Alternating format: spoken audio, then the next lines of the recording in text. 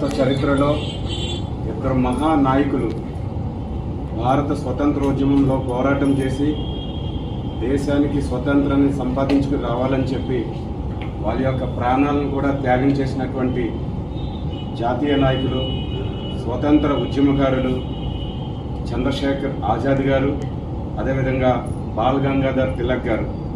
వీరి ఇరువురి యొక్క జయంతిని ఈరోజు భారతీయ జనతా పార్టీ తూర్పుగోదావరి జిల్లా ఆధ్వర్యంలో ఘనంగా నిర్వహించడం జరుగుతూ ఉంది.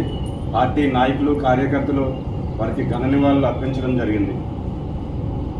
చంద్రశేఖర్ ఆజాద్ గారు భారత జాతీయ ఉద్యమంలో వారు ప్రముఖ పాత్ర పోషించడమే కాకుండా భగత్ సింగ్ గారు, సుఖదేవ్, అలాగే గురు, రాజ్గురు, ఇలా ఏదైతే ముఖ్యలో ఒక 10 మంది టీము దేశం కోసం వాళ్ళ ప్రాణాలైనా అర్పిస్తామని చెప్పి స్వరాజ్యం మా జన్మ హక్కు అని చెప్పి చాటినటువంటి ఇటు బాల్ గంగాధర్ గారు, తిలక్ గారు కానీ ఇలా వీరు ఈ దేశం కోసం అనేకమైనటువంటి త్యాగాలు, ప్రాణ త్యాగాలు చేయాలంటే ఎవరి వల్ల అవదు.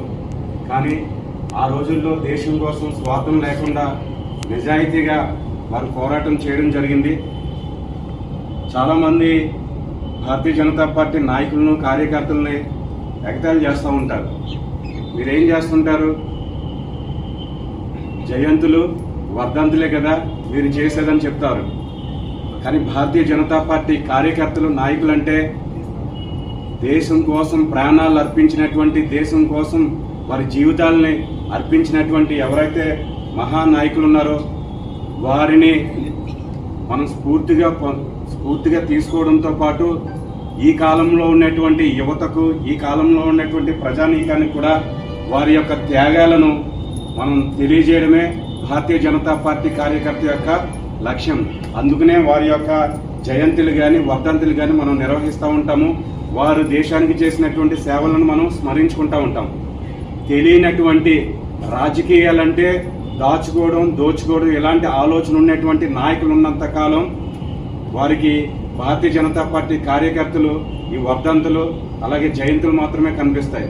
ఆ వర్ధంతులు, జయంతులు వెనకాల ఉన్నటువంటి ఏదైతే లక్ష్యం ఉందో, ఏదైతే ధ్యేయం ఉందో వారికి తెలియదని చెప్పి సందర్భంగా తెలియజేస్తూ, భారతీయ జనతా పార్టీ కార్యకర్త దేశం కోసం, ధర్మం కోసం చివరికి ప్రాణాలైనా అర్పించేటటువంటి కార్యకర్తలు కనుక దేశం కోసం ప్రాణాలు అర్పించినటువంటి నాయకులను మేము ఎప్పుడు కూడా స్మరించుకుంటామని చెప్పి సందర్భంగా తెలియజేస్తూ రానున్న